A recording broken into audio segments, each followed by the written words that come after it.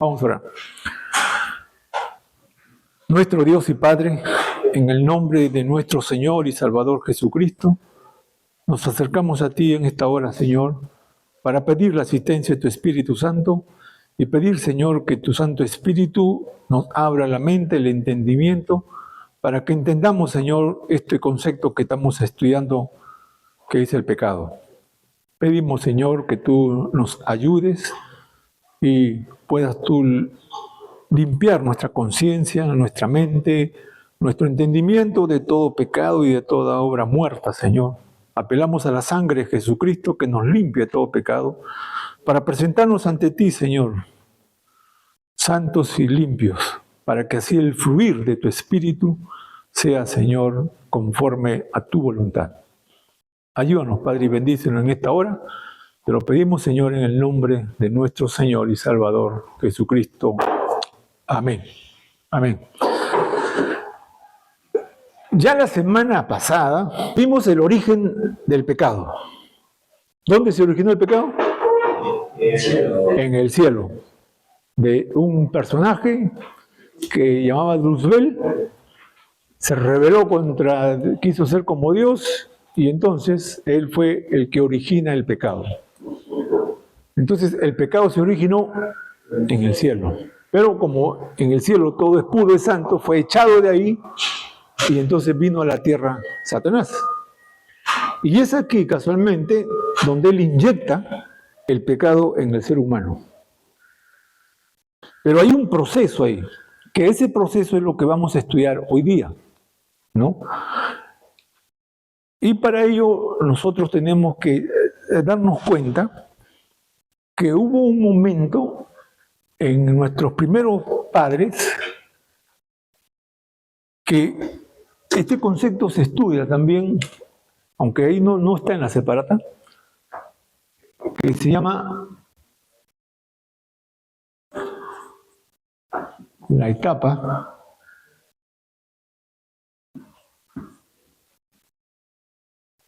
de la inocencia. No, creo que es al revés, ¿no?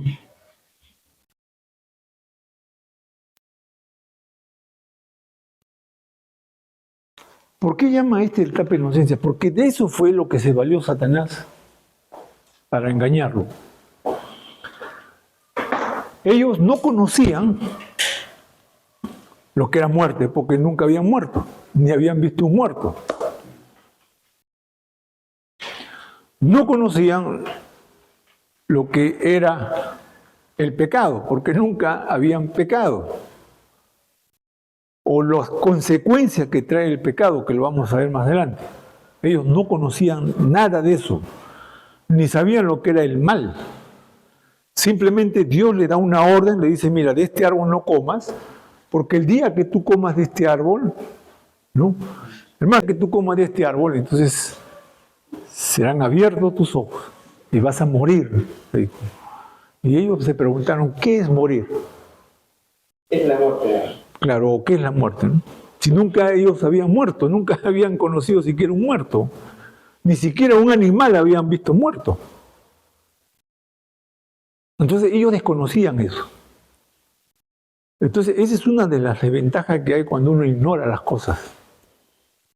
Y por eso Dios nos ha dado la capacidad de razonamiento, del intelecto, para que nosotros aprendamos y no nos dejemos engañar fácilmente. Porque de lo que se aprovecha Satanás es precisamente de la ignorancia de la gente, de cómo él actúa o cómo él opera dentro del ámbito espiritual. Y muchos creen pues que no es así, ¿no? Muchos creen que es parte conductual, que es el entorno donde yo me crié, o yo soy así porque así es mi carácter, o yo soy así porque, bueno, así me educaron mis padres, pique. Y creen que eso es la razón para justificar sus malas acciones, sus malas conductas, sus malas maneras de pensar o de actuar. Y no se dan cuenta que es su pecado interior que lo hace hacer así y que Satanás lo explota. Eso es lo que hace Satanás, explotar esa naturaleza caída que nosotros tenemos. Y esta parte es interesante porque ellos desconocían totalmente las consecuencias, porque nunca habían visto eso. Tú le dices a un niño, no juegues con la candela, porque eso quema. Pero ese no aprende hasta que no se queme. Y todavía es a veces tan torpe que tiene que quemarse como 4 o 5 veces para que recién aprenda. ¿O no? ¿Así somos o no? ¿Cuántas veces hacemos el mismo, como dice la canción de Julio Iglesias, tropecé de nuevo con la misma piedra? Pues tropezamos con la misma, sabiendo que vamos acá, pero ahí seguimos nosotros, ¿no? Ese es ¿por qué? Porque el pecado en nosotros tiene un dominio que nos lleva siempre a hacer el mal. Por eso el apóstol Pablo decía, oye, el bien que quiero hacer, no lo hago, más el mal que no quiero hacer, eso hago. Y él se da cuenta que hay algo interior, una tendencia que lo lleva al pecado. Y él por eso dice, miserable hombre de mí, ¿quién me liberará de esto? ¿Quién? Y él descubre ahí ese concepto, ¿no? Y eso lo estudiamos también en Sígueme cuando estudiamos las dos naturalezas, ¿no? La naturaleza que nos lleva al mal y la naturaleza que nos lleva al bien. Esto acá. Muy bien. Entonces, el concepto de inocencia de la persona es lo que se aprovechó Satanás para engañarnos. Bueno, fue una de las cosas, ¿no? De las tantas que él hizo, y también dejándose llevar, aprovechándose también de el truco de la tentación. Nosotros vamos a ver ahora, quizás más adelante les voy a tener todo un panorama de la tentación. El arma más poderosa que tiene Satanás es la tentación. Es la única arma que él tiene. Y con esa arma ha trabajado a lo largo de los miles de años que tiene el hombre aquí en la tierra. Y nosotros somos tan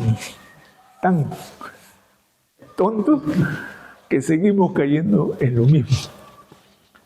Pero al menos ahora vas a tener un conocimiento, ¿no? Aunque sigamos cayendo en lo mismo. Muy bien, vamos a la separate entonces. Y vamos a ver los preceptos de Dios, el 2.1. Vamos a ver los preceptos de Dios.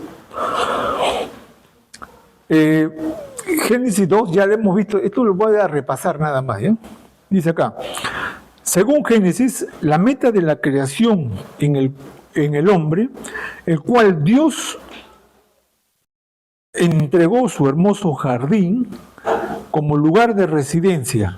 La apreciación de Dios en favor del hombre se nota en varias acciones de Dios.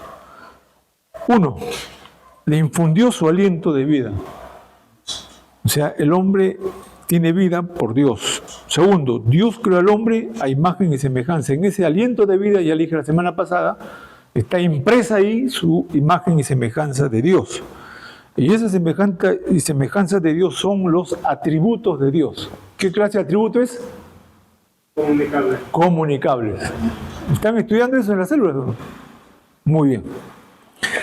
Dios creó, dice, además, para el bien del hombre y para que tenga dominio sobre la creación. Esto ya está fijo cuando Dios le dice, tú enseñorearías sobre la tierra, las aves del cielo, los animales del campo y los peces del agua, ¿no? Entonces el hombre tiene dominio sobre toda la naturaleza. De ahí sale la palabra mayordomía. Mayordomía. Este concepto también a veces no lo estudiamos. Miren, este también es una palabra compuesta. ¿Qué significa mayor? Superior, ¿no? O que tiene autoridad mayor, ¿no? En el ejército, mi mayor. Y domía es dominio. Entonces, esto es superior,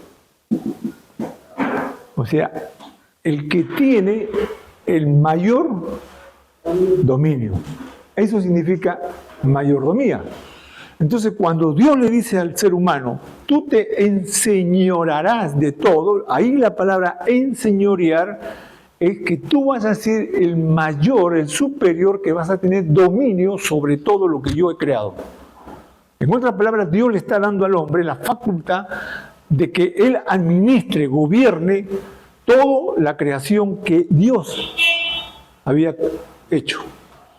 Y por eso el hombre vendría a ser entonces la corona de la creación, porque él va a tener el control, el dominio de todo lo que existe.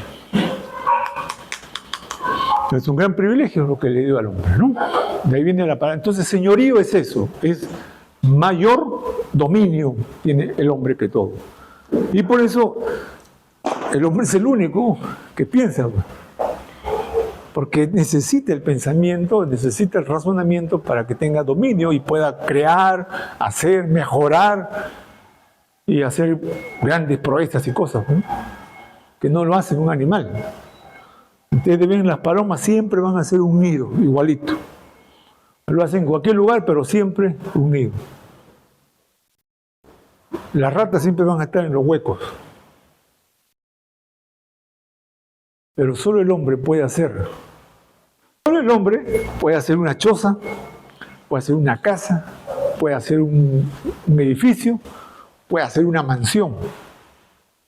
Porque él sí tiene capacidad de creatividad y de razonamiento que no lo tiene un animal. Muy bien, sigamos entonces. Dios creó a la mujer con el fin de darle una ayuda idónea. Siguiente. Dios dio al hombre el privilegio de poner el nombre a los animales, lo cual lo coloca por encima de las demás criaturas, ya que ello era un acto de soberanía o de superioridad. O sea, imagínate, Dios no le dijo, oye, ahí te lo... No, Dios le dijo, tú tienes suficiente capacidad, tienes suficiente razonamiento e inteligencia para que tú puedas darle los nombres y hacer lo que tú quieras. Porque el hombre era perfecto. Bien. Y aquí viene lo interesante. Dios le dio al hombre ciertos mandamientos con el fin de permitirle la oportunidad de ejercer sus facultades personales. Y ahí está el libre albedrío, ¿no? O sea, Dios no me va a hacer a mí inteligente si yo no tengo los elementos para infundir ahí la inteligencia. Dios, de acuerdo a a lo que le está permitiendo al hombre, es que él pueda ejercer su libertad con la cual él lo creó. Pero para que ese hombre ejerza su libertad, tiene que tener opciones de elección.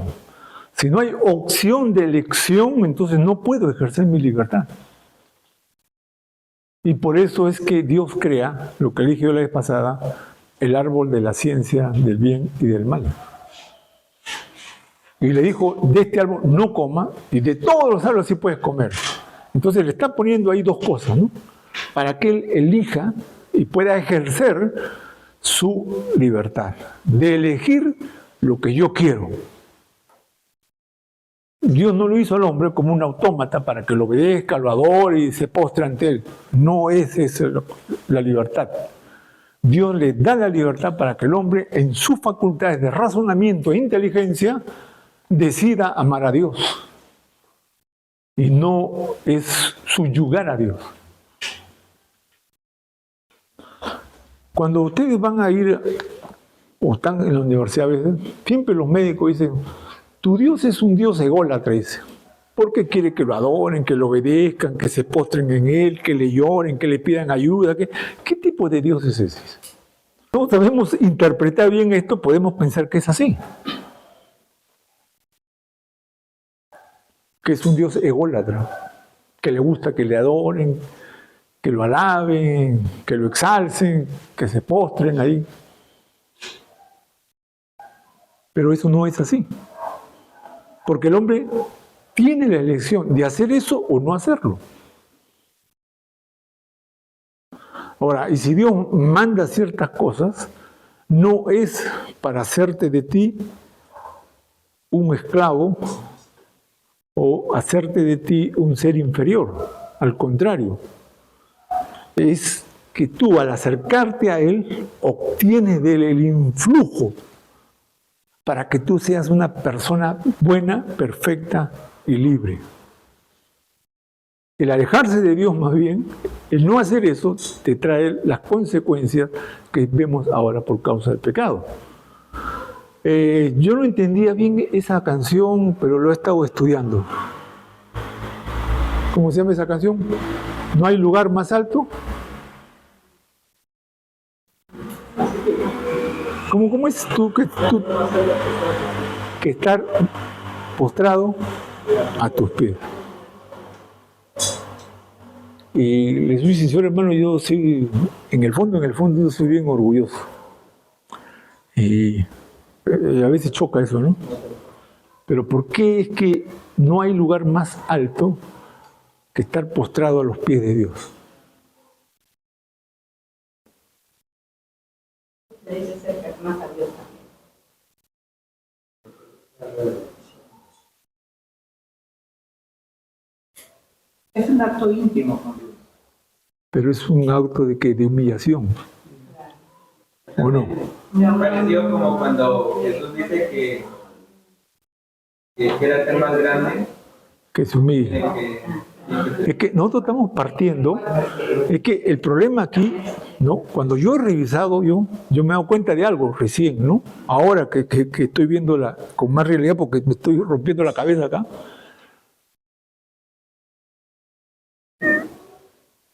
Cuando vamos a Génesis, y Dios creó al hombre, dice que Dios se paseaba y conversaba ¿con quién? Con Adán conversaba. Y era como su amigo, o sea, alguien que tenía conversación, intimidad con él. Cuando Dios se le presentaba a Adán decía, Señor, como hacen algunos cuando viene la reina o el rey, todos se arrodillan y se postran. Él dice, oh, soberano, Señor. ¿Creen ustedes que Adán hacía eso?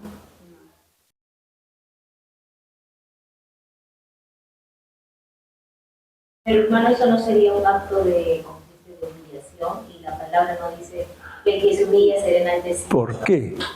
Porque estamos viendo las cosas después del pecado.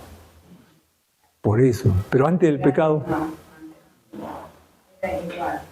¿Se dan cuenta de ese concepto? ¿Cómo se nos pasa? Por eso que no puede Dios hacerme a mí un ser que yo tenga que idolatrarlo a Él. Ahora sí lo hacemos, pero ¿por causa de qué? Del pecado. ¿Por qué ha hecho el pecado en nosotros? ¿Qué ha hecho el pecado en nosotros?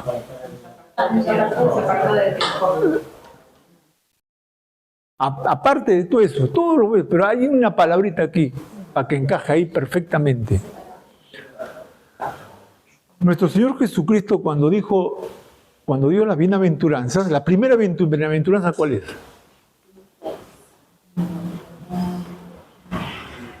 Bienaventurados los pobres en espíritu. O sea, que yo voy ahora como un mendigo, yo voy ahora como un paria, como un débil, a los pies de Dios. Yo voy ahora a Él porque yo reconozco que por ser pecador, bueno hermano, y por ser un personaje infectado por el pecado, y el pecado que ha hecho en mí me ha degradado, me ha hecho un ser vil, me ha hecho un ser débil y arrastrado siempre por el mal.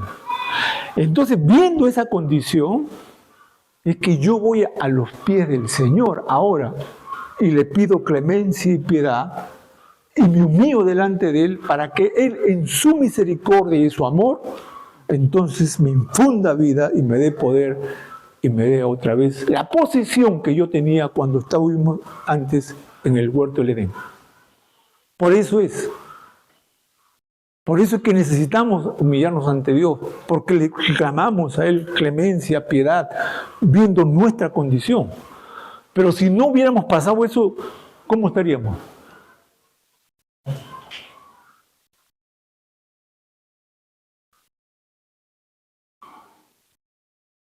A ver, le voy a poner un ejemplo. Tú tienes 2 hijos, ¿no? ¿Acaso cuando tus hijos ven, oh, gran padre, aquí estamos tus siervos, te rodeamos aquí, dame un solcito para comprarnos? ¿Hace eso tus hijos? No. Ni tampoco tú lo permitirías. ¿Por qué? Porque es parte de ti, que es creación tuya. Entonces, Dios cuando nos creó a nosotros, tenía eso de padre. Por eso que cuando el apóstol Pablo utiliza esa palabra Abba, Abba Padre, ¿qué significa?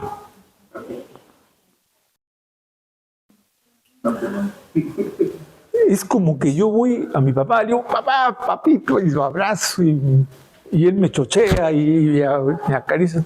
O sea, no hay ahí que yo voy, Señor, Padre, ¿no? No.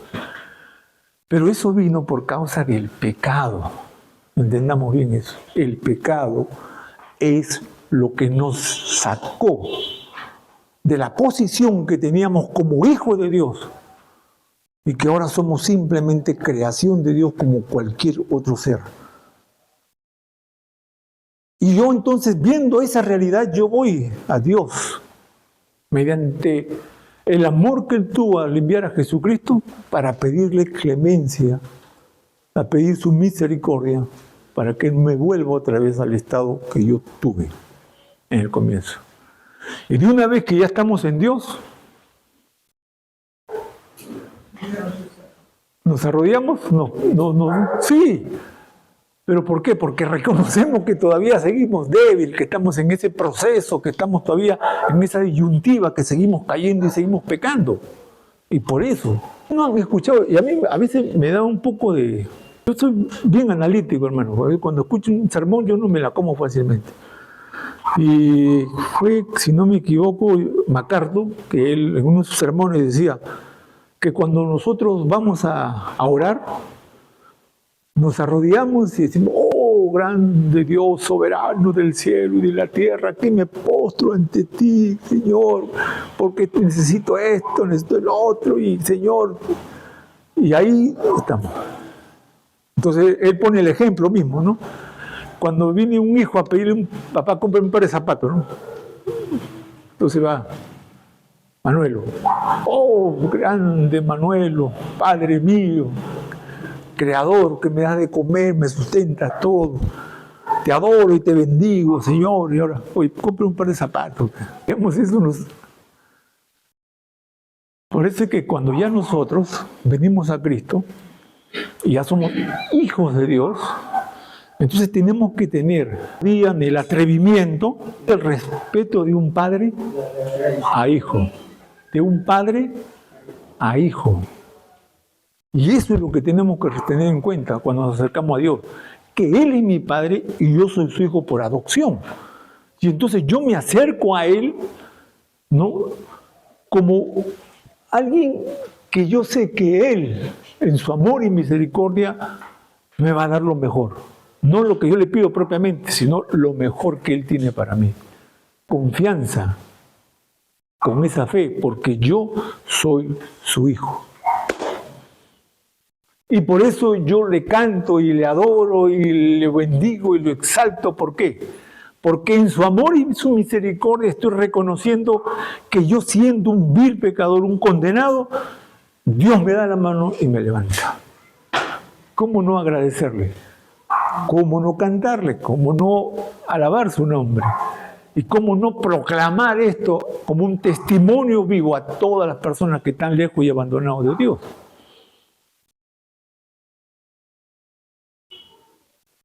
Es que no entendemos a veces lo que somos en Cristo Jesús delante de Dios, porque lamentablemente nosotros siempre vemos las cosas del pecado para abajo. Pero ahí estamos. Pero ahí debemos ver las cosas antes del pecado como era. Este concepto es muy interesante. Como le digo, yo ahora que estoy recién viendo esto ya lo he comprendido mejor, ¿no? En Génesis 1, el 8:3-8, dice, y oyendo la voz de Jehová, Dios, que se paseaba en el huerto al aire del día, el hombre y su mujer se escondieron de su presencia. Génesis 3:8.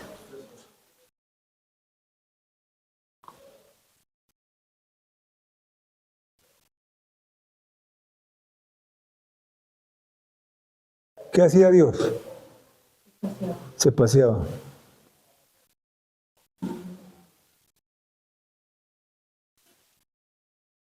¿Por qué se paseaba él?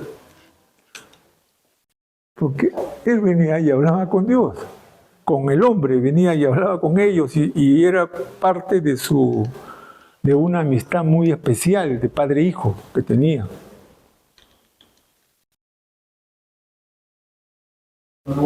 Sí. Ellos lo oían. ¿Cómo? Ellos oían, ¿no? Claro. Pero no veían. Yo creo que sí, hermano. Sí. El problema de la caída es que Dios se aparta de nosotros porque Dios no puede cohabitar con el pecado. En Isaías 29:29 dice, el pecado ha hecho división entre Dios y el hombre para que no escuche nuestra oración. Claro. Miren, yo siempre me he preguntado cuando enseñaba la Trinidad, ¿no? Cuando estemos en el cielo, ¿vamos a ver un Dios o tres? Me preguntaba usted, ¿vamos a ver a Jesucristo? ¿Vamos a ver a Dios, a Padre y vamos a ver al Espíritu Santo? ¿Cómo es eso? Es que humanamente lo tomamos como tres partes. Claro. Y también Pero entonces, ¿a quién veremos? ¿A Dios, a Jesucristo o al Espíritu Santo? a Dios. Cuando yo enseño la Trinidad me hago esa pregunta, ¿no? Cuando tengo en el cielo, oye, ¿los tres en uno? En Apocalipsis, cuando Juan cuenta el caso y vi al Cordero de Dios que es un lado, ¿no? Entonces dice que también a Jesús. Entonces, pienso que veremos a los tres. A los tres. Ya sería. Bueno, Hendrix, él dice que al que veremos es a Jesús, ¿no? A Jesús. Pero Barclay dice que es Dios mismo, porque ¿quién se hizo hombre en la persona de Jesucristo? Es Dios, ¿no? Ahora, lo que para nuestra capacidad de entendimiento es cómo es ese Dios, que es espíritu. ¿Cómo es eso? Ese es el misterio. Pero yo siempre me hago esa pregunta. En el cielo, ¿vamos a ver a Dios, al Hijo, al Espíritu Santo? ¿No? Pero que vamos a estar con Dios en la eternidad y que vamos a estar en su presencia, eso no hay ninguna duda y eso me basta, hermano. Y no debe bastar a todos, ¿no? No debe bastar a todos. Bien, ¿hasta aquí hay otra pregunta? No, muy bien. Están entendiendo los conceptos, ¿no? Dios le dio al hombre la capacidad de elegir, porque él tenía libertad, pero para que pueda elegir tenía que tener opciones de obedecer o desobedecer. Lamentablemente, el diablo lo engañó y desobedecimos. Bien, sigamos entonces. Dijo, ¿no? Dios le dio ciertos mandamientos con el fin de permitirle la oportunidad de ejercer sus facultades personales. Dentro de esas facultades está uno, fructificar y multiplicar, o sea, que llene la tierra. Segundo, llenar la tierra y sojuzgarla, tener dominio y autoridad sobre la tierra. Tercero, que él va a tener la superioridad del dominio de todo, ¿no? Señoreate, se llama eso, que es mayordomía. Cuarto, que él tenía que labrar y cuidar del huerto donde él lo puso. O sea, el hombre tiene esa responsabilidad. Lamentablemente estamos destruyendo este hábitat por la economía, contaminando los mares, el suelo, el aire, la capa de ozono. Y va a llegar el momento, hermano, que vamos a andar con oxígeno acá, sí, porque todo va a estar contaminado. Hay una película muy buena que se llama Cuando el destino nos alcance, que es el hombre después que hubo una tercera guerra mundial, no había nada ya, y cómo tienen que vivir en esa época, ¿no? Bien. Quinto, ahí está el mandamiento de la elección, del ejercicio de la libertad. Está en el número 5, cuando le dice: de todo árbol del huerto podrás comer, mas del árbol de la ciencia y el bien del mal no comerás, porque el día de que él comieres, ciertamente morirás. Y mira lo que dice: este mandato permite conocer ciertos postulados teológicos y lecciones espirituales. Los postulados teológicos es lo que siempre nosotros nos hemos preguntado. ¿Por qué Dios tuvo que crear ese árbol que nos condenó? ¿Por qué Dios no mató al diablo cuando pecó y no dejó que viniera acá que le entiendan? ¿Por qué no lo pulverizó al diablo de arranque? ¿Por qué?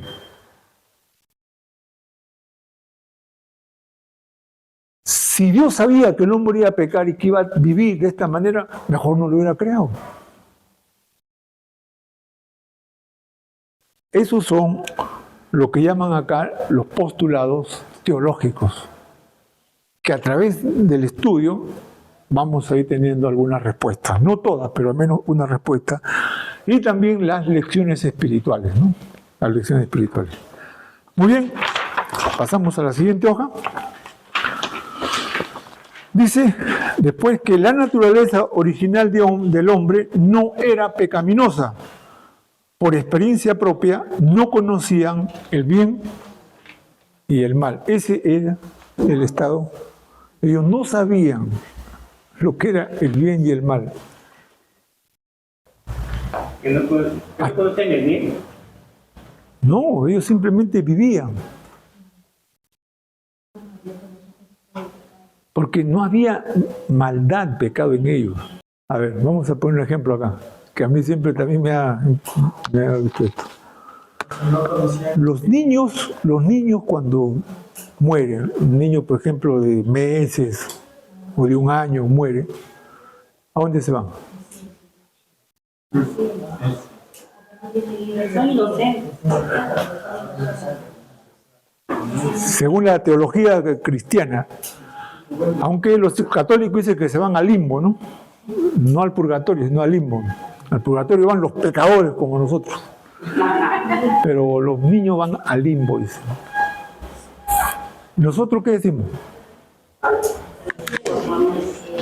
¿Por qué se van al cielo?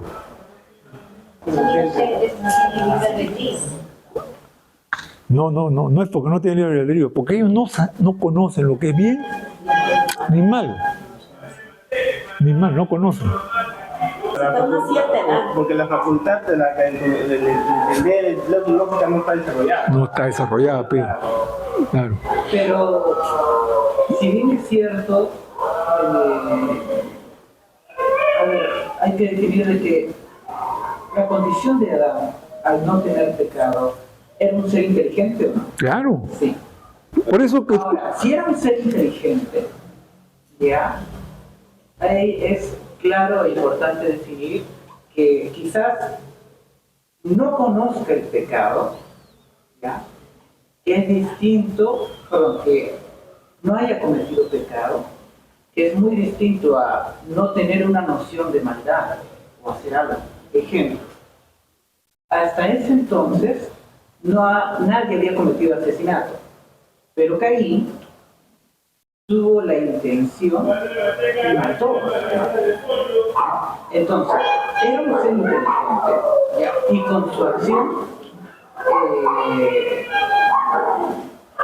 puede uno entender que tuvo la intención pues, de deshacerse o causarle algún mal a Abel, sin haber conocido él que había de repente un asesinato.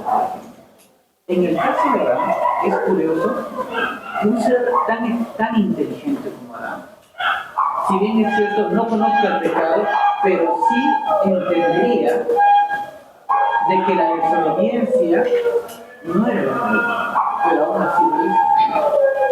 Y por eso... Entonces, si así lo hizo...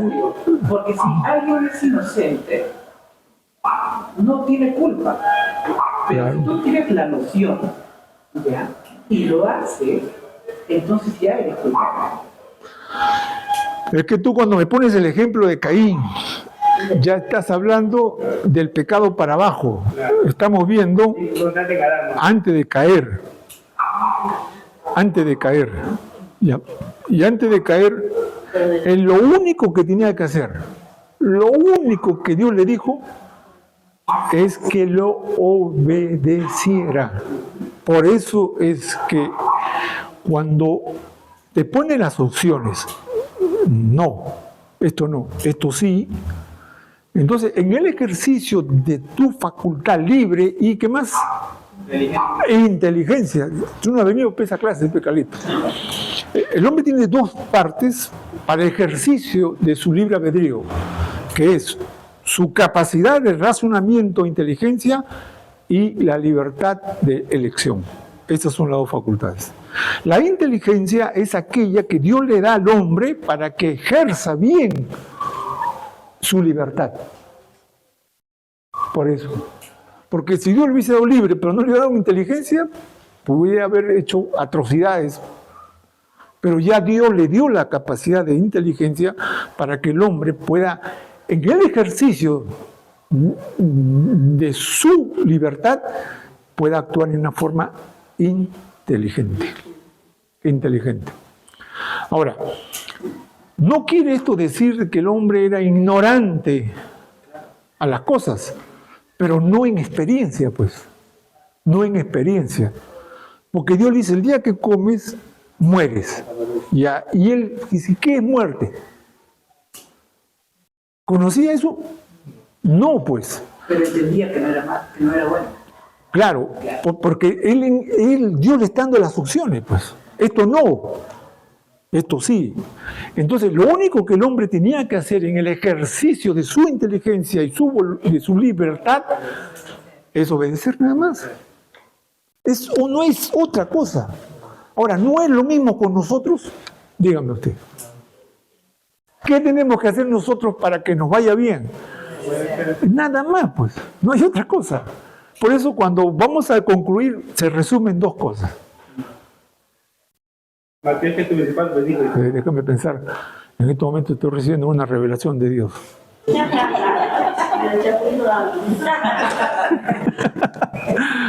Eclesiastés capítulo 12. ¿Cómo te ríes, cara?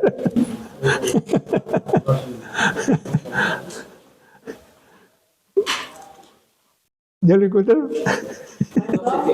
Mira, risa. Sí. Eclesiastés. Bien.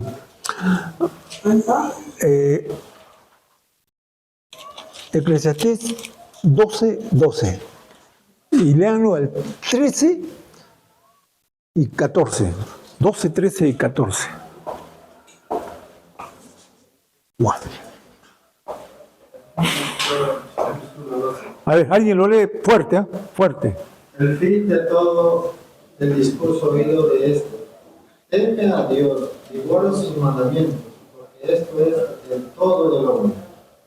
Porque Dios traerá toda obra a juicio, juntamente con toda cosa encubierta, sea buena o sea mala. Tú has leído el 13, ¿no? Sí.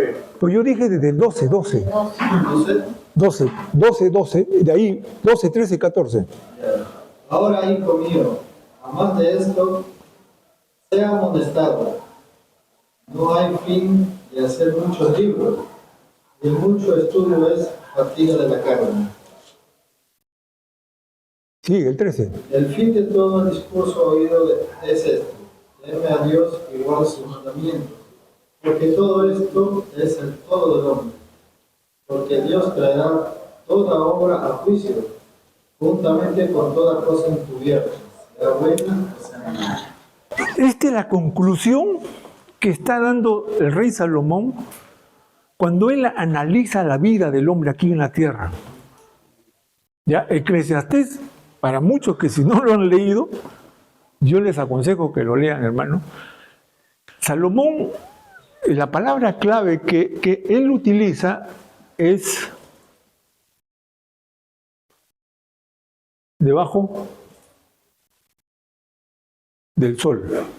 Esa es la palabra que él utiliza. Y esto es el predominante cuando uno estudia el libro de Eclesiastés. Es el predominante, para entender, mejor dicho, el libro de Eclesiastés. Debajo del sol. ¿Qué significa debajo del sol? No tengo una sombrilla en la playa. O pongo un toldo. Tierra. La tierra. Claro. O sea, Salomón, dice él, ¿no? Mira, yo voy a analizar la vida, pero sin Dios. Sin Dios. O sea, él dice acá está Dios, acá está el hombre, y acá está el sol. Ahora, yo voy a analizar la vida, dice, debajo del sol. O sea, sin Dios. Para ver cómo es el hombre. Y todo lo que ustedes van a leer ahí, van a dar cuenta que la vida no tiene sentido, hermano. Salomón, el libro de Eclesiastés, es el libro que a cualquiera, si no llega al final, lo decepciona. ¿Para qué sirve esta vida? ¿Qué hago uno hacia acá? Y él dice, todo da vuelta, todo es igual. El agua cae del cielo, el cielo va al río, el río va al mar y después nuevamente. No tiene sentido esto, dice, ¿no? ¿Para qué ser sabio? Dice, si al sabio y al impío al final los dos van al mismo hueco. ¿De qué sirve eso? ¿De qué sirve acumular riquezas y todo si al final tú no sabes quién se gozará de eso? Le dice. Te has matado toda tu vida trabajando y tú no sabes después quién se va a beneficiar de eso. Y comienza muchas cosas, comienza él a hablar, y cuando tú te das cuenta, entonces dices, ¿qué hago acá? Entonces, mejor, ¿no? Pero a partir del versículo 11, él empieza a decir qué es lo que da sentido a la vida. ¿Qué es realmente lo que Dios quiso cuando te creó a ti? ¿Qué es? ¿Cuál fue el propósito de Dios cuando nos creó? Nosotros eso no lo vemos ahora por causa del pecado, porque no estamos en un mundo malo, perverso, nos enfermamos, sufrimos y al final morimos. Y por eso es que los filósofos de la antigüedad se preguntaban, ¿de dónde vengo, qué hago acá y a dónde voy? Es la pregunta existencialista de todos los filósofos y a lo largo de toda la historia de las personas que no tienen sentido a su vida. ¿De dónde vengo? No sé. ¿Qué hago acá? No sé. ¿A dónde vas a ir? Tampoco. Eso me hace acordar a la novela de Alicia en el País de las Maravillas. Alicia está corriendo, pero no, y el conejo le dice, Alicia, ¿y dónde vas? Y dice Alicia, no sé. Ah, ya, entonces vas bien, le dice. Hermano, una consultita. Por ejemplo, nosotros que, bueno, ya creemos en Dios, leemos la palabra, oramos y todo, debemos de dejarnos llevar por las estadísticas. Por ejemplo, con Rosando, ¿no? Con una amistad, decía de que había leído de que dentro de la parte espiritual, es decir, los que son cristianos, también tienen una alta tasa de divorcio, ¿no? Pues me comentaba, ¿no? Yeah. Entonces, si eso sucede dentro de la parte cristiana, que conocen la palabra, ¿no? y es bueno, y la otra parte, ¿no?, del mundo que no conoces peor todavía, ¿no? Entonces, debemos de nosotros dejarnos de, o sea, influenciarnos de esas estadísticas o no. Por ejemplo, también otro comentario que surgió conversando con esa persona es que, por decir, ¿no?, si esa persona no es emprendedora, no, si una persona no es emprendedora, en algún momento va a formar una familia, pero esa familia, esa persona que está, su pareja, se puede cansar, ¿no?, porque no es emprendedora, no es... O sea, su yugo es igual ya. Claro, digamos, Claro, se podría decir así, ¿no?, en el aspecto como... y por eso justamente me comentaba sobre las estadísticas, ¿no? Entramos a conversar sobre esas estadísticas. Nosotros como cristianos tenemos que basarnos en eso. Fue mi pregunta, ¿no? Ya, pero ¿basarnos para qué? O sea, como algo futurista, ¿no? O sea, yo cuando conversaba yo le decía sí, pero nosotros somos cristianos y nos basamos a la palabra de Dios. Y si es que esa persona consigue a su idónea o su pareja, si es que realmente es cristiana también o qué sé yo, no sé, ¿no? Influencia con respecto a la fe, deja influenciar por la palabra, le digo yo, va a saber soportar a su pareja, le decía, no le comentaba. Pero como que me quedó un poquito en duda, por eso le digo. No, es que si yo voy a basarme en la estadística, ¿para qué sirve la estadística? Esto también podría ser una base también. Claro, para sacar un segmento, claro, no, puede ser también exacto, ¿no? Pero las estadísticas nos sirven para ver, para evaluar algo en el nivel que está, ¿no? Cuando decimos, por ejemplo, en el Perú hay 30% de la población es pobre, ¿no? O sea, esa estadística nos está diciendo que hay un gran segmento de la población que es pobre, ¿no? Igual, cuando hablamos de la tasa de divorcio ahora en el Perú ha subido, ¿no? Ya, son estadísticas que nos dan una realidad, nada más. Pero cómo lo tratamos, cómo lo hacemos, ya ese es otro cantar. Claro. Ahora, para nosotros, para sacar una estadística tenemos que saber para qué. Es cierto lo que dice, ¿no? Que también ahora... si no recuerdo mal, yo hasta el 1990 que se hizo una estadística sobre los divorcios en el ámbito cristiano, era que de cada 5 parejas, 1 se divorciaba. Al año 2005 que se hizo una estadística, era que de cada 5, 2 se divorciaban. Algunos ya decían 3. Y ahora... dice que estamos igual a veces que la gente del mundo. Pero hermano, ahora no se casan. Ese es el otro problema también. Sí, ahora está todo ese ruinacuy nomás. Claro, la estadística nos muestra eso, nada más, esa realidad. Hay más cristianos divorciados porque... ¿Cómo lo tratamos o cómo lo esto? Ahora, ¿para qué nos puede decir la estadística a nosotros? Para saber si yo estoy dentro de esa estadística o no. Claro, y también para ver dónde estoy yo, pues, ¿no? Para ver dónde estoy yo, ¿no? Y cambiar, si es que yo estoy ahí, tengo que cambiar rumbo, darme cuenta, ¿no? Claro, más que nada es eso. Pero que debemos basarnos, podría ser, pero ¿con qué intención, no? ¿Para qué?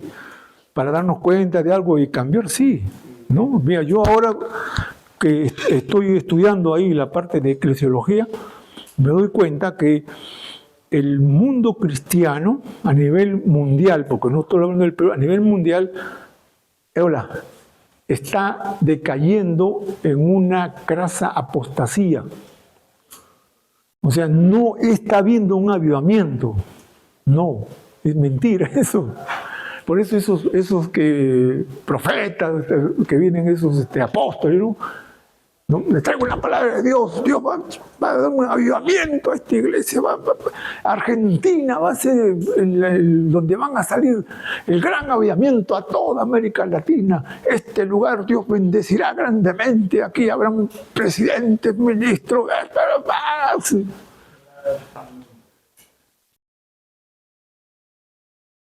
Esa profecía dieron a Argentina, Anacondia, en el año 1999. Freyson en el año 2001. Mira cómo está Argentina.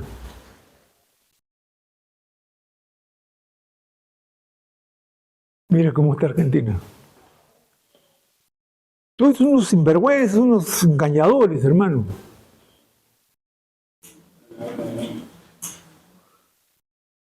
Porque yo no puedo ser un visionario de Dios. ¿Con qué razón? Si lo único que Dios demanda de mí, sé fiel hasta la muerte y yo te daré tu corona, nada más. Y eso es suficiente. Pero hay otros que se atribuyen ciertas cosas como que ellos tienen el teléfono rojo de Dios y Dios le manda un mensaje y dice, no tengo... Por eso le hice esa pregunta ahí, ¿no? Estoy recibiendo un mensaje de Dios en estos momentos. Mis antenas se paran. Eclesiastés, Salomón está diciendo, yo ya he experimentado la vida en todo. Él va a decir, yo riquezas las tuve en cantidad más que todo. Sabiduría en todo. Esclavos, tuve, los placeres lo viví en todo. Tenía 300 mujeres, 90 concubinas, imagínatelo. 700 y 300, pues, ¿no? Y entonces, ¿qué no experimentó Salomón? ¿Qué no vivió él? Pero él termina diciendo, todo eso es vanidad. Vanidad. Esta es la conclusión de él hasta el capítulo 10. Todo es vanidad. ¿De qué sirve que te mates trabajando? ¿De qué sirve que juntes dinero? ¿De qué sirve que seas sabio? ¿De qué sirve si al final vas a acabar en un hueco comido por los gusanos? ¿De qué te sirve todo eso? Entonces de ahí sale la contraparte. Entonces, ¿qué voy a hacer? Vive la vida, hermano. Que la vida es una, ¿no? Vive la vida, que la vida es una, ¿no? Pero desde el capítulo 11 para arriba, él comienza ya a analizarlo, pero ya no, ya. Ahora él dice aquí. ¿Y cuál es la conclusión que él da al final? Lo que hemos leído. Él dice, no, mire, vamos a ver nuevamente el capítulo 13, ¿ya? El 12:12. Dice, hijo mío, a más de esto sé amonestado. O sea, en otras palabras, tómalo esto como una exhortación. Tómalo esto como algo que tienes que hacer. Hola, tómalo esto como algo que es necesario y prioritario para ti, le dice. ¿Qué cosa es?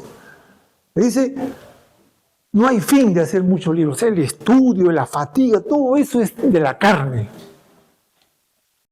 En otras palabras, él está diciendo, no te ampares tanto en las cosas, en conocer todo. No te aflijas tanto, él dice. Porque nunca vamos a llegar a conocer todo. Por eso hay ingenieros, hay técnicos, hay arquitectos, hay administradores. Nunca vamos a poder abarcar personalmente todo el saber humano. Entonces él dice, no te pongas tanto. No, ¿para qué? Porque todo eso al final, ¿de qué te sirve? Y entonces mire la conclusión que él da, que es interesante, ¿no? El 13. Esa es la conclusión que da. ¿Cuál es la conclusión? Ese es. Ahí está enmarcado todo lo que al hombre le corresponde hacer, que es simplemente obedecer, nada más, hermano. Mire cómo termina, dice aquí, el fin de todo discurso oído es este. ¿Qué cosa? Teme a Dios, guarda sus mandamientos, porque esto es lo único, esto es lo suficiente para que tu vida tenga sentido, que logres tener una realización de tu existencia aquí en la tierra. Para eso es. No hay otra forma. Todo lo que tú puedas adquirir en conocimiento, en sabiduría, en cosas materiales, todo eso simplemente es tierra en tus manos. Porque nada de eso te vas a llevar. Nada.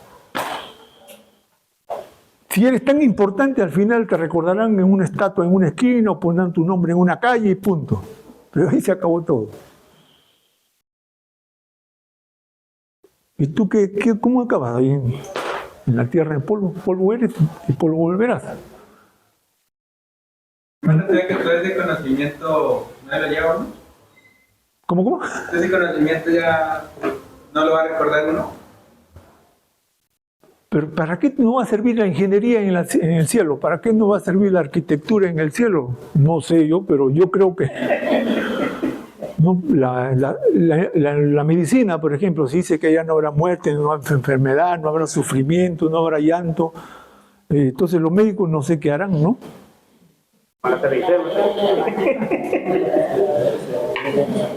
O puede ser, yo digo, yo a veces me voy así, ¿no? A veces me salgo un poco. Y a veces me voy porque yo digo, habiendo millones y millones de planetas en todo este macrouniverso, ¿no habrá vida en otro planeta? Y si hubiera vida, no podemos nosotros quizás mandarnos como regente, como administrador de esos planetas, ¿eh?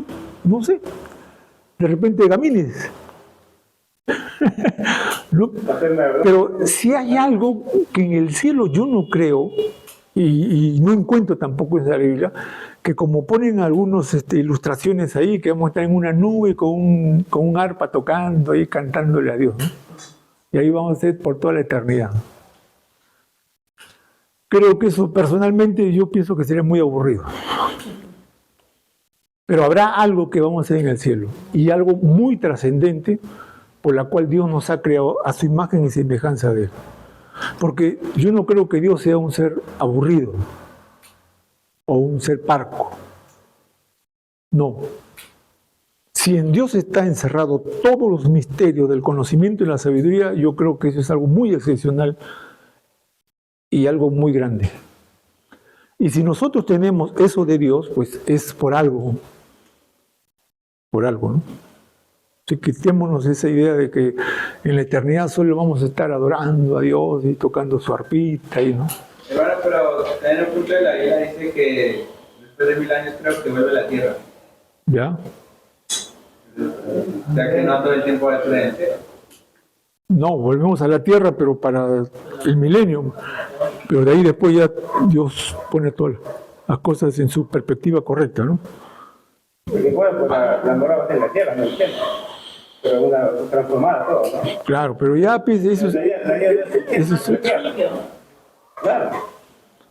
Yo me hago otra pregunta similar. Porque esta idea hay que corregirla, porque la gente está, a veces con una buena intención engañamos a la gente, ¿no? La vida es el cielo, la vida no es el cielo, la vida es el cielo. Claro. Otra pregunta similar que yo me hago es, ¿Dios a qué se dedica ahorita en el cielo? Administrador, pues.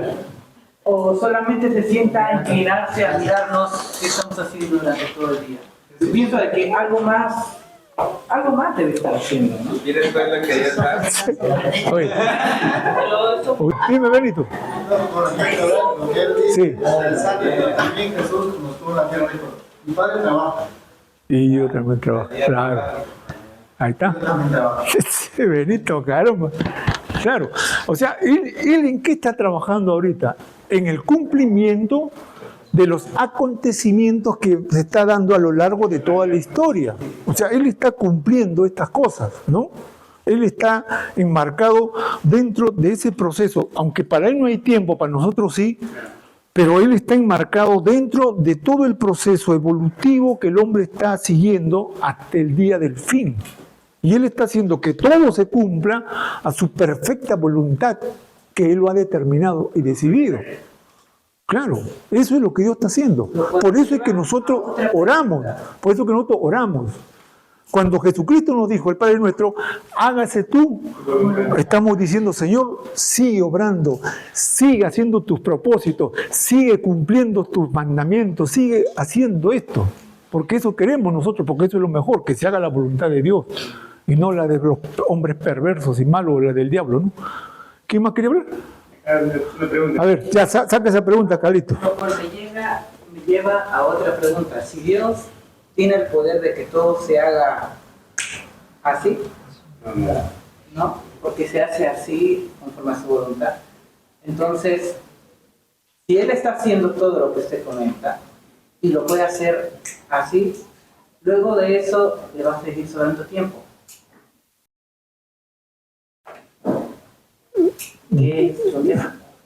¿Luego qué? Ya después de la redención, dice él. No. O sea, usted dijo de que Dios acompaña en todo el proceso, porque para él no existe el tiempo, obviamente, ¿no? Entonces, pero él puede hacer que todo ocurra así. No, tampoco no diría que no. Nosotros tenemos la noción del tiempo. Para nosotros existe el tiempo, pero para él no. Pero él está enmarcado dentro del tiempo, pues, con nosotros. Él dentro del tiempo. Este es omnipresente, pues está en el presente. Mira. Nosotros estamos en él. Jesucristo una vez se puso a los fariseos y le dijo, ¿no? Cuando vean ustedes arreboles en el cielo, dice, ¿no? Va a haber un buen tiempo, ¿no? O cuando vean nubes, dice, va a haber un mal tiempo, ¿no? O va a haber esto. Y él le dice, hipócrita, dice, sabéis distinguir, dice, el tiempo a través de las señales, pero no distinguen ustedes, ¿no? ¿Quién está acá? El cumplimiento ya, no distinguen ustedes, ¿no? Ya, ahí está él utilizando dos cosas. Primero las señales y después el tiempo. Las señales ya se están dando, ya se dieron, dice, ¿no? Y el tiempo se ha cumplido. Entonces, allí es que Dios está enmarcado en el proceso del tiempo en cumplir sus propósitos, sus designios divinos hasta el día de la redención del hombre. Y eso no hay ninguna duda. ¿Por qué? Porque Él está en el control de todo, ¿o no? No es un Dios que se sienta a ver, sáquense la mugre. No, Él está controlando, Él está guiando todo para que todo esto se cumpla conforme a lo que ya Apocalipsis había determinado y va a determinar. Por eso es que nos da ciertos atisbos Él sobre el proceso final, de qué va a pasar, qué acontecimientos habrá. Ya nosotros tenemos una noción porque leemos Apocalipsis, pero hay cosas que todavía no se han cumplido. Pero Dios está llevando todo ese proceso a su tiempo. Aunque para Él no hay tiempo, pero está llevando todo ese proceso al tiempo. Y al tiempo, ¿por qué? Porque nosotros estamos dentro del tiempo. Nosotros estamos dentro del tiempo. Y ese tiempo se tiene que cumplir de acuerdo a sus designios que Él tiene. ¿No? Por ejemplo, nuestro Señor Jesucristo dijo, ¿no? Le preguntan a Él, ¡ay, Señor, ¿cuándo vendrá el fin? ¿Cuándo será esto, el otro? Acá dice, no se preocupe, y le da una serie de señales, pero una de las señales importantes que Él da, este Evangelio será predicado a todas las naciones y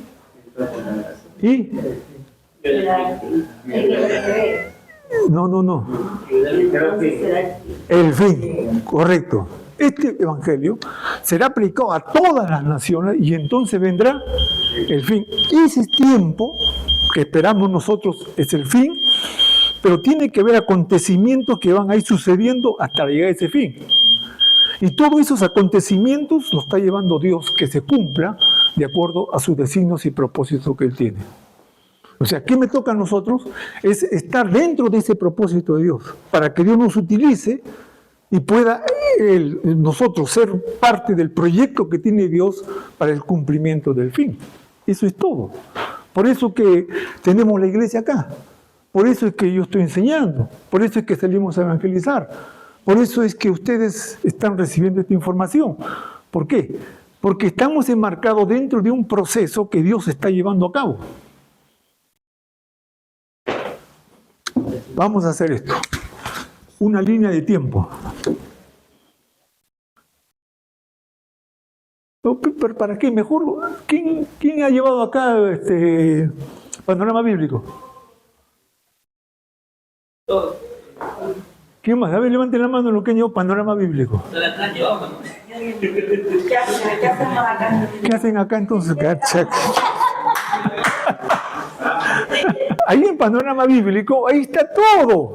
Desde la creación hasta el fin. Y todo eso enmarca dentro de un periodo de tiempo. Y incluso en el panorama bíblico está en tal fecha esto, tal fecha el otro, tal fecha esto, y está con años y todo, ¿no? Sí. También, respecto a su pregunta, podría ser una parte humana también, que somos los éticos impacientes, ¿no? Por así decirlo, no, pues, no, es que Dios tiene su tiempo, pues. Ahora, otra cosa, ¿no? Dice que Dios es paciente para con nosotros, ¿no? Claro, Y la paciencia tiene que ver con el tiempo. con el tiempo. Claro, cuando dice paciencia es porque voy a esperar, ¿no? O sea, te voy a dar tiempo, ¿no? Eso significaría paciencia. Ahora, también el otro pasaje que también se puede utilizar es la de Apocalipsis, capítulo 3, que cuando le dice a la iglesia de Tiatira, y te he dado tiempo para que te arrepientas, pero no quieres arrepentir. O sea, que quiere decir que hay un periodo de tiempo para que Dios nos da a nosotros, diciéndote, mira, yo sé hasta qué tiempo te voy a permitir esto, debo actuar, ¿no? Es como nosotros. Yo no sé cuántos años voy a vivir, pero Dios lo sabe o no lo sabe. Entonces, hasta que ese periodo se cumpla, yo soy inmortal. Eso lo dijo Spurgeon, ¿no? O sea, no, soy inmortal hasta el día en que Dios lo quiera. Porque yo no creo que Dios dice, este va a vivir 80 años, y de pronto, cuando tiene 50, viene un cholo y lo mata, ¿no? Y dice, uy, caramba, ¿y ahora? ¿Qué dirá Dios? Ya se me escapó este caramba. No. No, si Dios determina a esta edad, justo a esa edad vas a morir. Porque Él es inmutable, Él es trascendente, Él es todopoderoso. O sea, no hay nada que le podamos objetar a Dios más que, y vuelvo otra vez acá, el versículo 13, el fin. O sea, Él está concluyendo ya el fin. Está dando algo categórico acá. ¿Qué cosa es? Gracias, mi hermanita.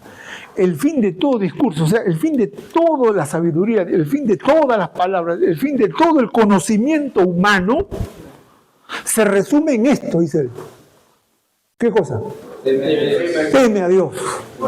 Guarda sus mandamientos, porque esto es todo del hombre. O sea, lo que el hombre necesita, lo que el hombre debe experimentar, lo que el hombre debe vivir, es conocer y servir a Dios y obedecerle, nada más. Ese es todo. Ahí encuentras sentido a tu vida, ahí encuentras razón de tu existencia, ahí encuentras la sabiduría y el conocimiento que están escondidos en Cristo Jesús, y ahí tu vida toma una nueva dimensión, toma una nueva realce. Pero si sabía tanto, ¿por qué cometió tantos errores? Es que él era sabio, pero ¿Quién cometió tantos errores?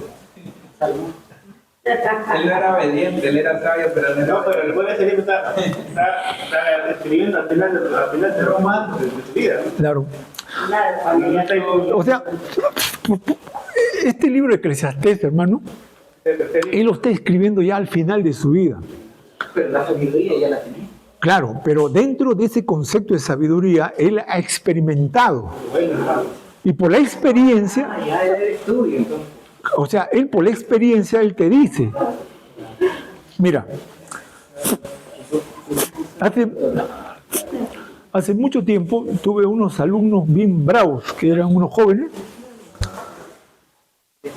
y que de esos alumnos solo quedan 3 nomás quedan. Ahí está uno atrás, está con un sueño ahí. La letra mata, ¿no? Está, ¿lo conocen a Viruta? ¿Quién es Viruta? Becker es Viruta. Por el pelo. Por el pelo, Becker es Viruta. Y el otro, bueno, este sí fue más o menos, ¿no? Ese sí, el esposo de Evelyn. ¿Se acuerdan? Evelyn, la que canta, a su esposo. Ellos 3 fueron mis alumnos. ¿Ya?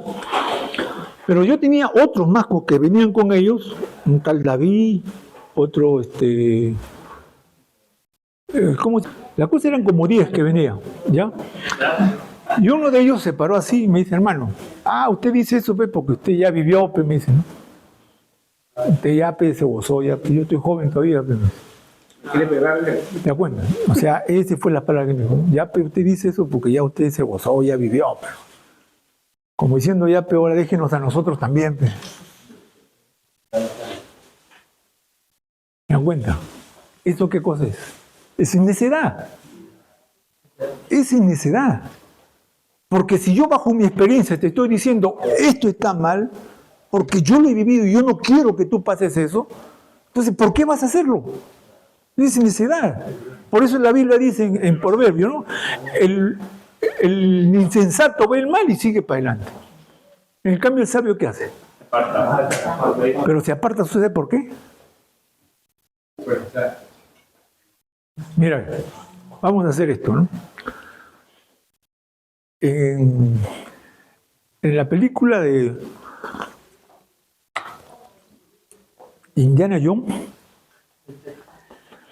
ellos tenían que atravesar un canal para llegar a donde está el cáliz, ¿no? Y entonces, a cruzar ese canal, había un montón de trampas, ¿no? Y entonces uno dice, anda tú, dice, va, da un paso y ¡pum! En la cabeza, y la cabeza viene rodando, y dice, ahora otro. A ver, nadie quiere entrar. ¿Por qué? ¿Por qué no quiere entrar otro? Porque si veo que ese tonto le han cortado la cabeza, yo no quiero que me corten la cabeza a mí. Y entonces yo no entro. No voy, pe. ¿Por qué? Porque he visto que ese pata le han volado la cabeza. Sin embargo, no obramos así. Sin embargo, no obramos así cuando se trata de cosas que no son de muerte. No hacemos así. Pero que tiene la misma trascendencia porque es pecado y el pecado no va a la muerte. ¿Ya? Si tú le dices a un drogadicto, no fumes, eso te va a matar. Pero como no lo va a matar al toque, entonces el hombre dice, no, yo cualquier rato le saco la vuelta y me voy. Pero si yo veo cuántos muchachos en la calle comiendo de la basura o en los sitios ahí, todo como unos esqueletos humanos, otros que mueren, otros que viven una vida que paupérrima. Yo viendo eso, ¿cómo voy a decir, oye, ella vivió, pero yo voy a vivir también? ¿Qué sería eso, hermano? Eso no es insensatez, como dice la Biblia. Pero sin embargo lo hacemos, ¿no? ¿Por qué? Porque no es de muerte. Pues. En cambio en Indiana Jones sí. En Indiana Jones morías al toque. Entonces como mueres al toque, no, pues, ¿no? Pero como esto me da tiempo, entonces yo pienso que en cualquier momento, no, yo lo puedo dejar cuando quiero. ¿No? O si no, no, mi esposa no se va a dar cuenta. O yo robo algo, no, pero no creo, porque la voy a hacer bien, voy a pensar bien. Sí. Una consulta. ¿Cree que la concupiscencia del ser humano es la causa por la cual vuelve a caer otra vez? Claro, la concupiscencia es exactamente, eso es. Entonces, una pregunta. ¿El Señor Jesucristo tuvo alguna vez ese tipo de concupiscencia? Ajá. Muy buena pregunta eso. Échame más café. No tenía. Hebreos capítulo 6. Tener el deseo, Ya, sí. pero no es pecado mientras no lo practica.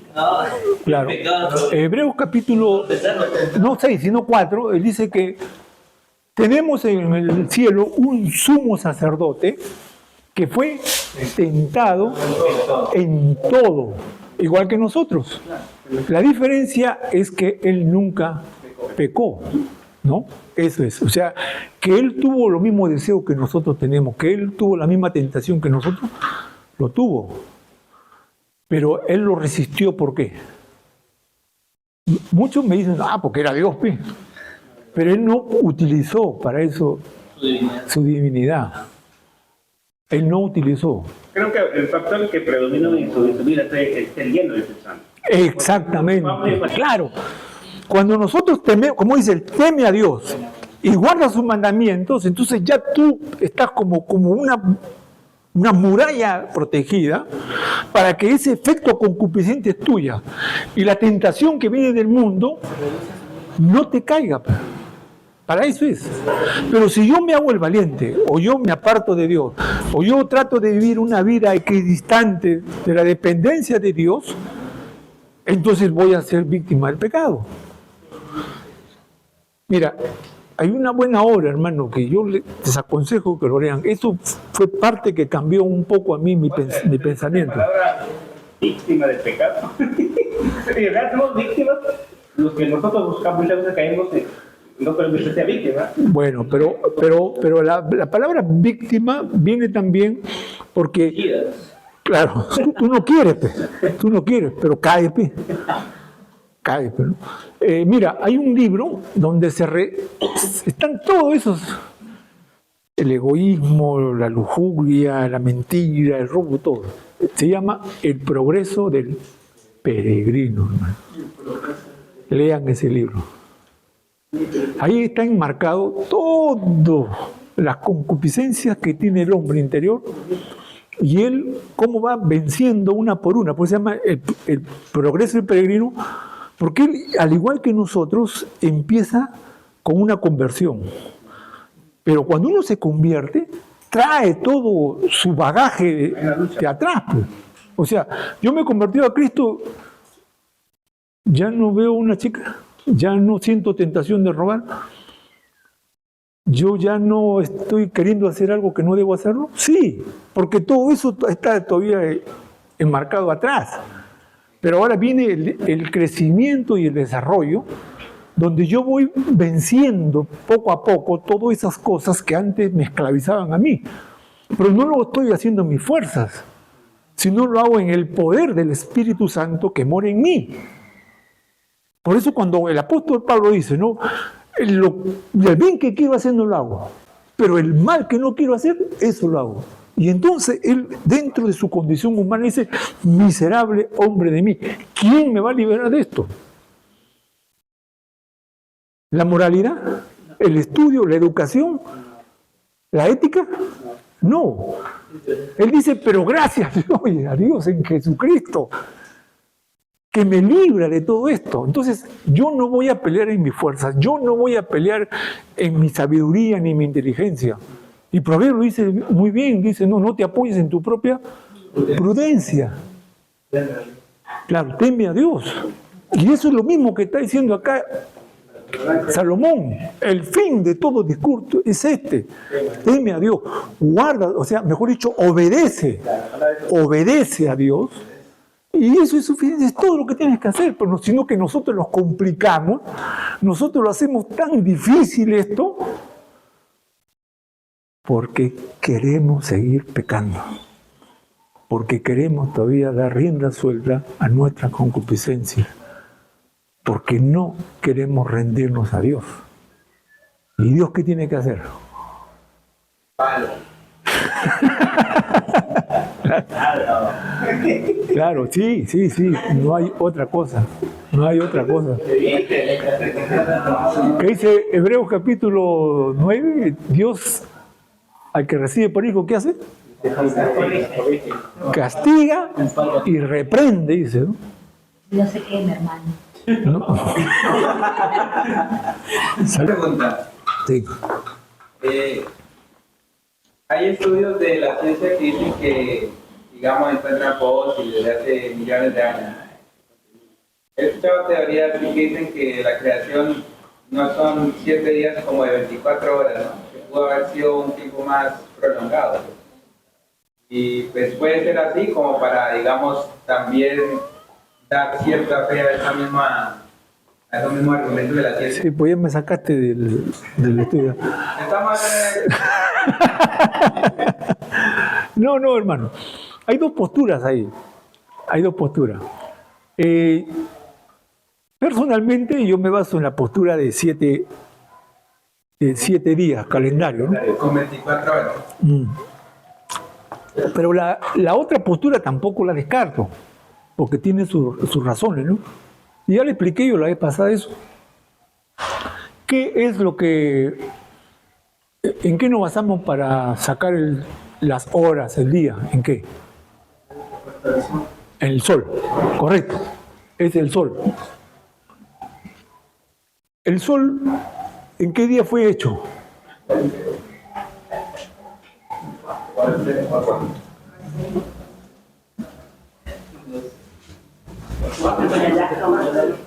El cuarto día, ¿no? ¿Por qué? Porque es a través del sol que nosotros ya hemos establecido las horas, los días, los meses y los años.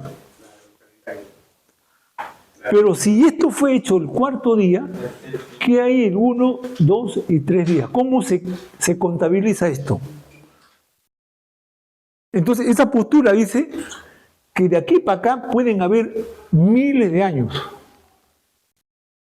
Y tiene razón, porque no hay forma de segmentar esto. Acá sí, porque ya cuando el sol fue creado, entonces ya fue el día y la noche. ¿Te acuerdas? Un día. Un día. Fue la día y la noche, un día. Pero eso es ya cuando el sol está. Pero antes del sol, ¿cómo se contabilizaba?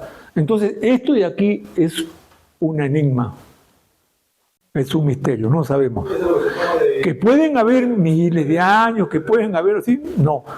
Pero en muchos pasajes de la Biblia, los escritores enmarcan esto en uno solo, 7 días. Moisés, por ejemplo, ¿no? Cuando le dice, no, en 7 días Dios formó, Isaías también, ¿no? Hasta el libro de Job, si no me equivoco, es en el 17, donde dice, no, que Dios formó en 7 días, ¿no? Y yo ya estoy pasando cuántos días acá y sigo sufriendo. Entonces, claro, por eso, si nos basamos en la hermenéutica, hay más textos que reafirman que fue hecho en 7 días. Pero si nos basamos en esto, podría también ser. Porque es el sol el que parametra los días, las horas, todo. Pero de aquí para acá, ¿cómo se hacía? No sabemos. ¿Ah? Fue el primer día, porque el versículo 3, 4, 5 que habla de eso. El versículo 5 que habla de la creación de la luz, dice, y puso nombre del día y a la oscuridad noche. Claro, pero ahí no había el sol, pues. Para el primer día. Claro, claro. Por eso, pero no se puede reafirmar categóricamente porque no hay nada que lo mida, como cuando sí está el sol, pues.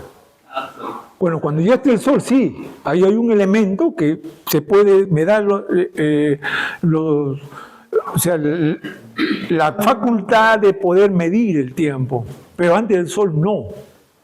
Entonces aquí puede haber pasado muchas cosas, pueden haber mucho tiempo. Pero si nos basamos en la hermenéutica, hay más textos que hablan que fue hecho en 7 días. En 7 días. Pero como hay también otra postura, no podemos ser categóricos, pero sí tenemos que tener una postura, ¿no? Y mi postura es esa. Muy bien. En otras palabras, entonces, para reafirmar este concepto, es que no hay otra cosa para el bien del hombre y para la realización del hombre que simplemente obedecer a Dios. Tú obedeces a Dios y haz lo que quieras. Obedece a Dios y vive como te da la gana. Ahí está tu libertad. ¿O no? ¿No? ¿No? No puedes obedecer a Dios y hacer lo que quieras. No, sí. No hacer lo que quieras, sino hacer la voluntad de Dios. Otra vez vuelvo a lo mismo. Porque lo estás viendo desde el pecado para abajo. Pero desde el pecado para arriba no existía eso. Ahora sí nosotros tenemos que basarnos en la voluntad de Dios, porque como nuestra mente ha sido entenebrecida por el pecado, como nuestra condición humana ha sido trastocada por la influencia negativa del pecado, entonces necesariamente yo tengo que ir a Dios para que Él recomponga mi mente, lo que llama Efesios la renovación del pensamiento de la mente, para el cambio de corazón perverso y maligno. Entonces yo tengo que depender de Dios en ese aspecto. Pero antes del pecado no había eso. El hombre podía hacer lo que quiera porque siempre todo lo que iba a hacer lo iba a hacer bien. Bien. Mira, una de las cosas que vamos a verlo quizás la próxima clase es las consecuencias del pecado. ¿Cuál fue la primera consecuencia que ellos tuvieron cuando pecaron? No. Antes de eso. Temor. O sea, quiere decir que el temor es una de las consecuencias del pecado. Porque el hombre Dios no lo hizo para que tenga miedo de qué en el paraíso. ¿De qué iba a tener miedo? Había ladrones, había qué cosas. No había nada. Nada había. Así que el hombre de qué iba a temer. Entonces el temor en él no existía. Pero cuando entra el pecado, empieza a tener temor de qué.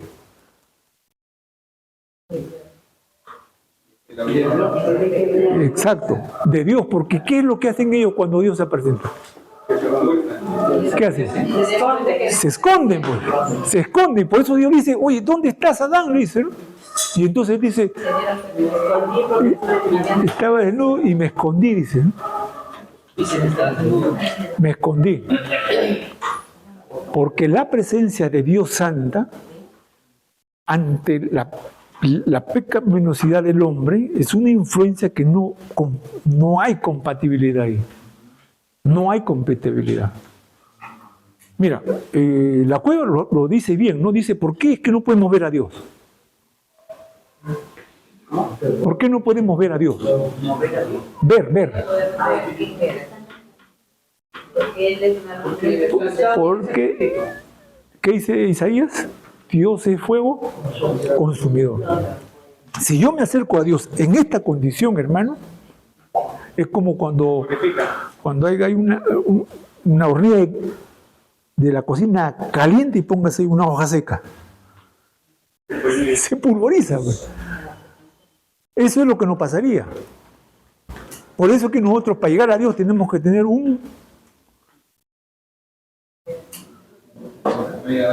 Exactamente. Porque solo hay un mediador entre Dios y el hombre. ¿Quién es? Jesucristo. Entonces, Jesucristo es el que une a Dios, al hombre con Dios. Porque el hombre no puede llegar a Dios.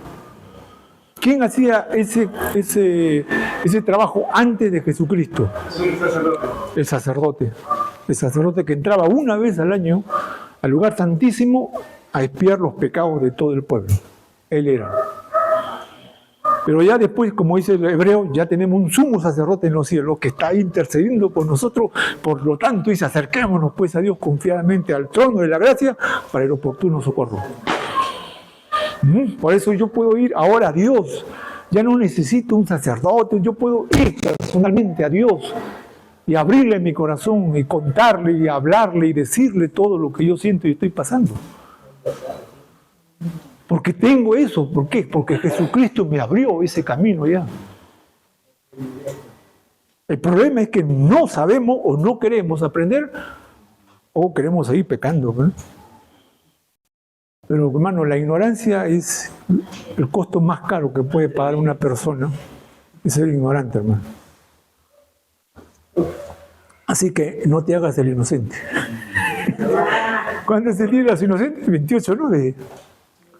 Sí, no te hagas el inocente. Por eso el apóstol Pablo utiliza una palabra siempre.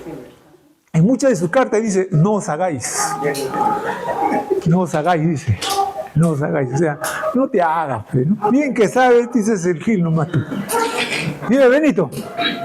Hermano, como para recordarnos acá que a Dios crea a Adán y Eva, ¿correcto? Sí. Todavía no había pecado. ¿Ya? La pregunta es, en ese tiempo ellos, él también le crucificaba, crucificaban a tierra, ¿tuvieron hijos? Este es un misterio también. Yo digo, ¿qué hubiese pasado si hubiera tenido hijos en estado de pureza? ¿No? ¿Qué hubiera pasado? ¿No? Esos hijos no hubieran sido condenados. Pero no lo tuvieron. Y si no lo tuvieron, ¿quiénes somos nosotros para decirle, por qué no tuviste hijos? Hermano, la otra teoría es que cuando ya salieron del cuerpo, correcto, la primera prenda que tuvieron fue pieles del cordero. Ya. Después de ahí se formó el plan. Sí o sí tuvo que haber ángeles para poder guiarles y enseñarles cómo vivir en ese desierto. Si no hubiera muerto, la raza humana se hubiera extinguido. No hay referencias a eso, ¿no? Porque dice que fue Dios quien los vistió a ellos. Fue Dios. Pero dejarlos solos ahí. Pero ellos ya habían vivido por cierto tiempo, ¿no? Ahora, Dios solo lo único que hace es darle al hombre le da 2 maldiciones y a la mujer 2 también, ¿no? Al hombre le dice espinos y cardos producirán, ganarás el pan con el sudor de tu frente, y le da la segunda, le dice, como del polvo fuiste tomado, al polvo mueres. Y a la mujer le dice, tendrás tus hijos. Ay, yo gracias digo, Señor, que no me hiciste mujer, ¿no? Pero le dice, no, tendrás tus hijos. Y la segunda es que tu deseo será la de tu esposo y él te enseñará de ti. Sí. Cuando dice Dios, y a partir de ahora, felices serán con dolores. ¿Ya? A partir de ahora, entonces decía que... No. No había eso. ¿Por qué? Porque eso es parte del pecado. Pues. Esa es parte del pecado. No, pero me refiero a la... No había eso. ¿Por qué? Cuando la Biblia dice en el cielo que vamos a estar, dice que no habrá dolor, no habrá sufrimiento. Entonces yo me doy ahí a entender que el dolor, el sufrimiento es parte del pecado. No, es parte del pecado. Porque si ahí arriba me dicen no habrá dolor, no habrá llanto, no habrá sufrimiento, entonces quiere decir que esas cosas sí hay acá, es producto del pecado, pero arriba no hay. Entonces cuando Adán sale del huevo, correcto, vas a trabajar con el sudor de tu frente. No, eso fue después del pecado. Ya está bien. Pero ahí entonces, ¿qué? Se lo sacan a las 8 de la mañana y se ponen a trabajar. A las 6 de la tarde. Una pregunta. No, ese es el horario lo ponemos nosotros, porque yo entro a las 7, no a las 8, dime. Una pregunta, pero luego Adán no trabajaba ya desde el huerto del Edén. Sí, el trabajo no es producto del pecado, porque cuando tú lees y en vivo este no.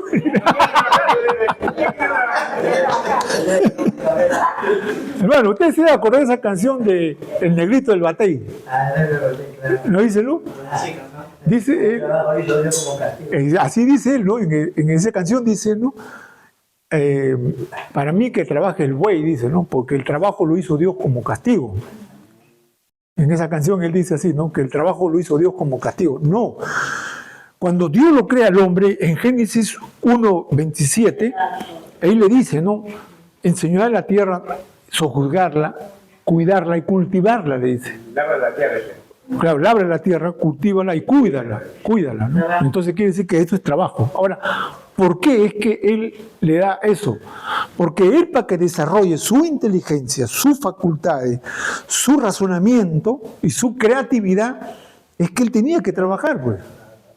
Claro, porque muchos creen que el paraíso es estar durmiendo, tengo hambre y chapo una manzana.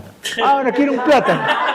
Ya, ahí estoy, su macho. No. Hermano que dice que el que no trabaja.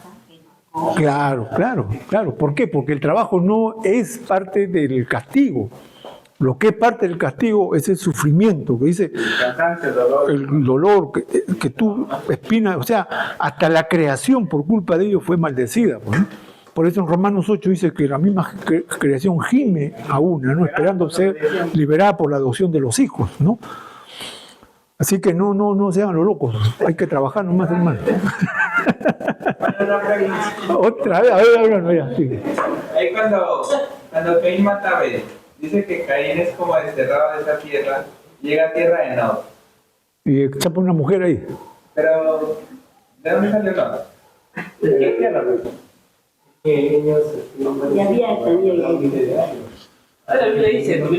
No, esa pregunta es lo de menos. La pregunta es de dónde sacó la mujer Adán, Caín, porque dice que Adán se fue y conoció a su mujer, dicen. Y dice, ¿de dónde salió?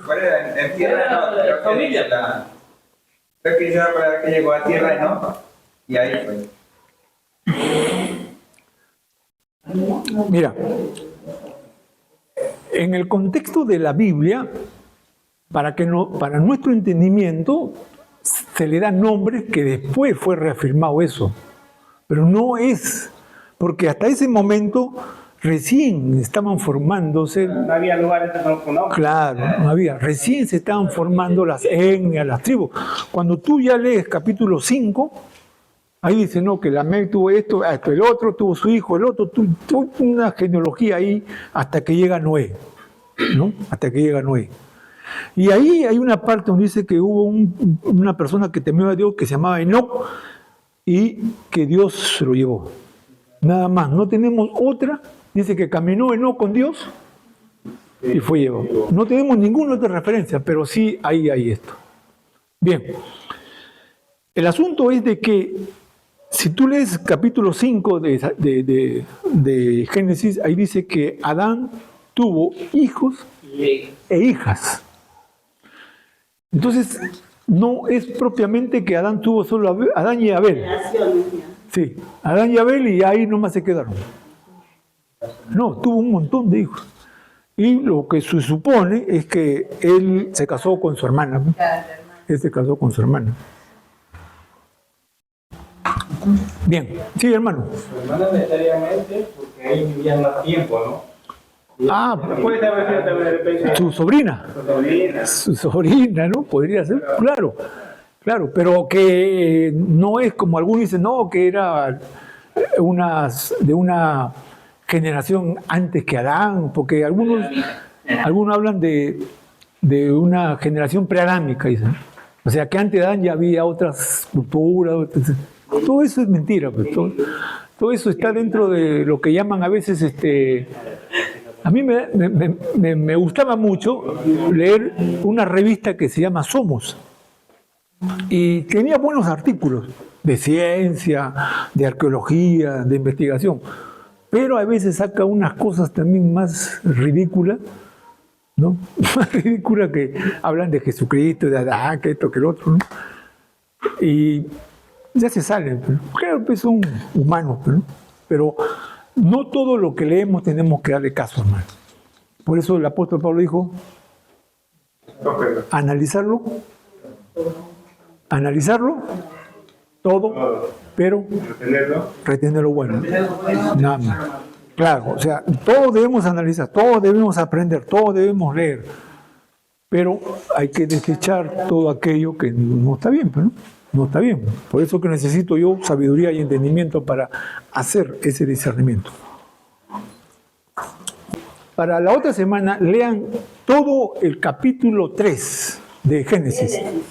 Todo el capítulo 3 y ahí saquen todas las preguntas que tengan. Eso es tan profundo que muchas preguntas se han enmarcado ahí. Muchas preguntas. Les doy una sola pregunta nada más. ¿Qué hubiera pasado si Adán, en vez de decirle a Dios, la mujer que me diste, ella tiene la culpa? Si en vez de decir eso, él hubiera dicho, Señor, reconozco que te he desobedecido, reconozco que he hecho mal, me dejé llevar por el diablo y quiero que me perdones. ¿Qué hubiera pasado? Ya habían pecado por eso. Sí, pero ¿qué hubiera pasado si él, en vez de decirle, ¿no? La mujer que me diste, y hubieran más bien pedido perdón? ¿Yo lo hubiese perdonado? Siempre hay misericordia de Dios.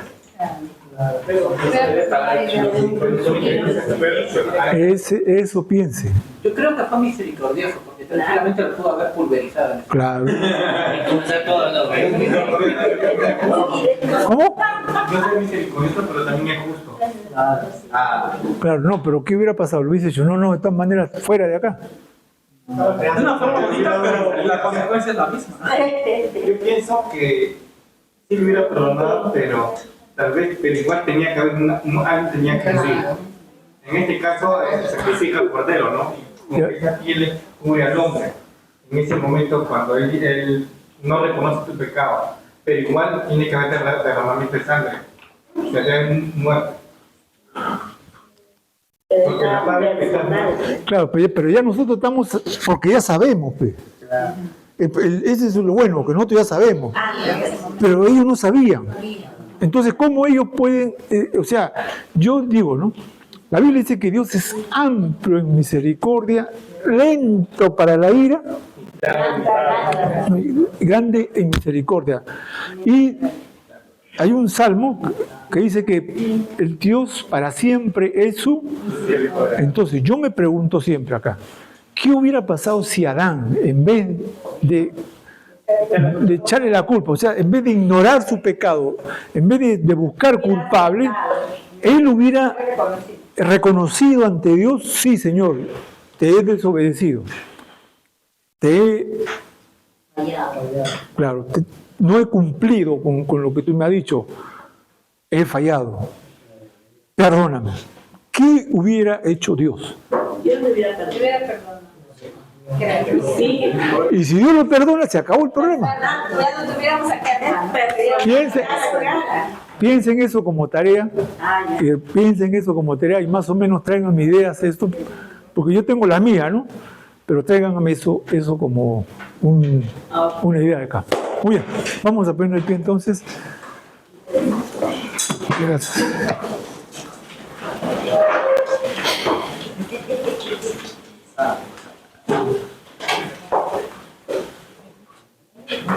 Vamos a orar. Nuestro Dios y Padre, en el nombre de Jesucristo, nuestro Señor y Salvador, nos acercamos a ti, Señor, agradeciéndote primeramente porque tú, oh Dios, a través de tu palabra nos capacita, nos enseña, y esto nos sirve, Señor, para nuestro desarrollo y crecimiento espiritual. Padre, que estas palabras y este razonamiento que hemos tenido en tu verdad nos sirva, Señor, para que nuestra vida pueda ser cambiada y transformada y que pueda haber, Señor, grandes cambios y propósitos en nuestra vida conforme a tu voluntad. Padre, lleva con bien a mis hermanos, guárdalo de todo mal y que ellos sigan adelante perseverando en este camino que ellos han seguido. Es en el nombre de Jesucristo que te damos a ti la honra y la gloria por los siglos de los siglos. Amén. Bien.